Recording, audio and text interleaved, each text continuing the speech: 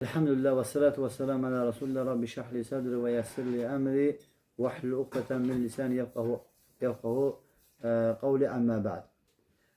Biz ibadetin növlərini götürmüşdük. Deməli, ümid ibadetin növlərindəndir. Xovf ibadetin növlərindəndir. Təvəkkül ibadetin növlərindəndir. Həmçinin rağbə ibadetin növlərindəndir. Rağbə nədir? Rağbə sevilən bir şeyə çatmağı istəmək. Rahbə nədir? Rahbə odur ki, yəni qorxulan bir şeydən qaçmaq. Yəni o da deyir, əməllə yanaşı olan bir qorxuya deyilir. Sonra həmçinin ibadətin növlərindən biri xuşudur. Hansı ki, çox sual verilən işlərdən biri xuşu nədir? Xuşu, yəni Allahın əzəmətinə boyun əymək. Yəni Allahın kövnü və şəri hökmlərinə təslim olmaq. Bu xuşudur. Allahın kövnü və şəri hökmlərinə, yəni verdiyi hökmlərə, qəza və qədərə təslim olmaq. Və sonra şeyx gətirir ki, bunlar hamısı ibadətin əsas 3 növü var. İbadətin növləri əsas 3 növ ibadətlə Allaha ibadət olunur. Birincisi, biri nədir? Sevgidir, biri qorxudur, biri də ümiddir. Bunlar üçü də ibadətin doğru olaraq, ibadət olaraq hesab olunması üçün bu üçü də cəmləşməlidir. Çünki üçü də əhl-i-sünnə və cəmaatda cəmləşir. Həm sevgi ilə ibadət eləməlisən, həm ümidlə ibadət eləməlisən, həm qorxu ilə ibadət eləməlisən. Sevgi ilə ibadət, tək sevgi ilə ibadət kimlərdə olur? Sufilərdə. Sufilər deyirlər ki, biz qorxaraq, ümid edərək yox, təkcə Allahı sevərək ibadət edirik. Təkcə ümid kimlərdə olur? Murciələrdə. Onlar deyirlər, biz qorxu ilə, sevgi ilə yox, təkcə ümidlə, yəni Allaha ibadət edirik. Təkcə qorxu kimlərdə olur? Xavariclərdə. Onlar da təkcə qorxu ilə Allaha ibadət edirlər. Lakin əhl-i-sünnə və cəmaat üçünə cəm edir. İbadət həm sevgi ilə, həm ümidlə, həm də qorxu ilə olmalıdır. Lakin insan qorxu ilə ümid arasını cəm eləməyə çalışmalıdır. Bu ibadətin növlərindən qorxu ilə ümid arasını cəm eləməyə çalışmalıdır. Əgər bir insan cəm eləməsi daha üstündür. Həm ümidlə, həm qorxunu. Lakin insanın halından halına fərqlidir. Əgər bir insan günahlara meyillidirsə, onda qorxu tərəfini üstün tutmalıdır. Yəni, qorxu tərəfini üstün tutmalıdır. Yox, əgər bir insan artıq ölüm ayağındadır, onda Allaha gözəl zənn etmək üçün ümid tərəfini üstün tutmalıdır. Allaha qarşı gözəl zəndə olmaq üçün ümid tərəfini üstün tutmalıdır ki, əlhəmdülillah, mən ibadət əhli olmuşam, Allah mənə bağışlayacaq. Bu kişi özünə təsəlli, ümidlər verməlidir. Çünki artıq ölüm ayağındasan. Orada Allaha qarşı pis zənn olmağın, sənə pis zənn eləməyin haramdır. Aydın oldu? Amma yox, normalda sən yaxşısan, sağsan, salamatsan və günahlara meyl edirsənsə, onda qorxu tərəfinə meyil salmalısan. Yəni, Allahın əzabından qorxmağı üstün tutmalısan. O ayələri düşünməlisən, o hədisləri düşünməlisən ki, nəyə görə? Salamat qalmağın üçün. O günaha düşməyəsən. Hətta sələflər olub ki, günaha meyil edəndə evində qəbir qazırmış, gedib o qəbirə girib uzanırmış. Ki, sənin gələcək yerin bu olacaq. Sən burada günaha meyil edirsən, ay nəfs, sən bura gəlirsən, burada sənə əzab veriləcək. Burada səni heç kim xilas eləməyəcək. Ancaq sənin salih əməllərini sənə xilas edəcək. Və ona görə də sələflər bu yolu tutardılar. Hətta gəlib ki, Əbu Bakır radiyallahu anhdan kəş ki, mən deyir, bir qoç olaydım. İnsanlar məni kəsərdilər, ətimi bişirərdilər, şorbamı içərdilər, ətimi yiyərdilər. Bu formada.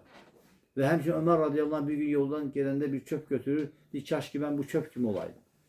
Yəni, quru bir saman çöpü götürür, belə eləyəndə ovulam. Deyir, kəş ki, mən bunun kimi olaydım. Ovulub gedəydim, yəni undulardım. Yəni, sələflərin halı buydu, özlərini islah eləməyə çalışardı, daimi.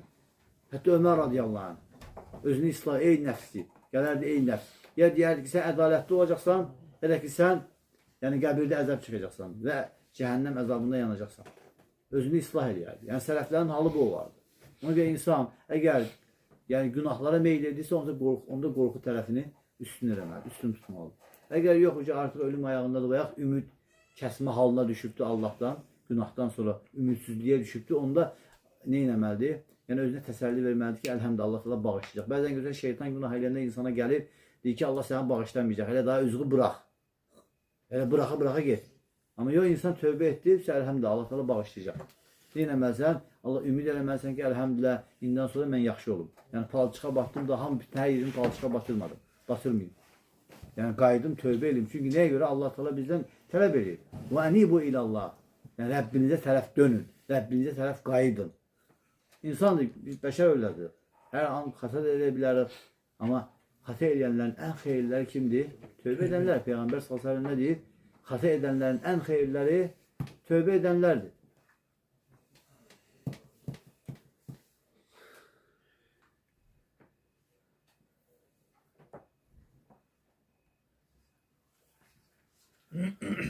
Həmçinin xəşyə ibadətin növlərindən biridir. Xəşyə nədir? Necə ki Allah Teala buyurur ki, "Fələ təxşavhum vəxşavni." Məndən onlardan qorxmayın, məndən qorxun. Xovf da qorxudur, xəşyə də qorxudur, təqva da qorxudur. Nə kimi fərqlər var? Yəni xəşyə də qorxudur, təqva da qorxudur, xovf da qorxudur. Xovf hər bir insanda, müsəlmanda, mömində, hər bir insanda ola bilir. Xovf. Necə ki Allah Teala deyir ki, onlardan qorxun, məndən qorxun. Xəşyə odur ki, elm əhlində olur. Necə ki Fətir surasında Allah Teala buyurur ki, "İnnəmə yaxşallah min ibadihi uləmə." Allahdan yalnız, yəni alim qulları qorxar. Alim qulları qorxar deyəndə onları xəşyə sözü ilə vəsf elədi. Xəşyə hansı qorxuya deyilir? Yəni elm üzərində olan qorxuya deyilir. Yəni elm üzərində olan, bəsirət üzərində olan qorxuya deyilir. Üçüncüsü isə təqvadır. Təqva hansıdır? Təqva əmirlər və qadağanlar. Bu da nədir? Bu da qorxudur. Əmirlər və qadağanlar. Əgər sən əmirləri yerinə yetirsən, qadağanlar çəkilirsən, artıq yəni Allahdan qorxanlardan sayılırsan. Həmçinin ibadətin növlərindən də biri nədir? Əl-inəbə. İnəbə nədir? İnəbə bir insanın Allaha itaətləri yerinə yetirərək və asiliklərdən çəkinərək qayıtması. Necə ki Allah Teala buyurur ki, "Ənibu qayıdın." Yəni irci'u mənasında. Yəni Allaha ilə Rabbikum və əslimu lehu. Rəbbinizə qayıdın və ona təslim olun. Yəni Allah Teala sənə nəyə əmr edibsə ona təslim ol. Çünki sən bir qulsan. Qul da ki onun üzərinə düşür ki ağasına təslim olsun. Yəni ağa da Allah Subhanahu taala. Necə ki Peyğəmbər sallallahu əleyhi və səlləm deyir ki, "Əs-seyyid Allah." Allah seyyiddir, ağadır. Yəni o biz də onun qullarıyıq. Biz ağamıza daimi boyun əyməliyik, daimi ona tərəf yəni qayıtmalıyıq. Həmçinin ibadətin növlərindən bir nədir? İsti'anə. İsti'anə nədir?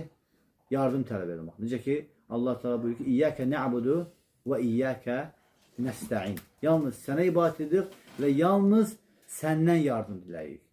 Yəni bu da nədir? Bu da həmçinin ibadətin növlərindəndir. Həmçinin ibadətin növlərindən biri isti'azədir. İsti'azə nədir? Sığınmağı tələb etmək. Bu da icazəlidir. İnsan yəni sığınma tələb edə bilər. Deməli, 4 şey var ki, onu məxluqdan tələb eləmək icazəlidir. Birincisi isti'anə, yardım diləmək. İkincisi isti'azə, sığınmaq. Üçüncüsü istiğasə, çətin anlarında yardım diləmək. Dördüncüsü və şəfaət, şəfaət istəmək. Bu 4 dənə şey məxluqdan istəmək icazəlidir. O əvvəldə keçən şərtlər üzərində. Birincisi nə olmalıdır? Yəni istənilən diri olmalıdır. Yanında olmalıdır, qadir olmalıdır, səbəb kimi tutmalısan. Bu 4 halda bu 4 şeyi istəmək icazəlidir. Bu 4 halda bu 4 şeyi istəmək yəni icazəlidir. Ondan sonra gəlir heyvan kəsmək. Bunun da ibarət olan tərəfi var, icazəli olan tərəfi var və yəni müstəhəb olan tərəfi var. Bu da gəlsin gələn mövzulara. Subhanəkə Allahın olaraq. Həmdik və əşhədən.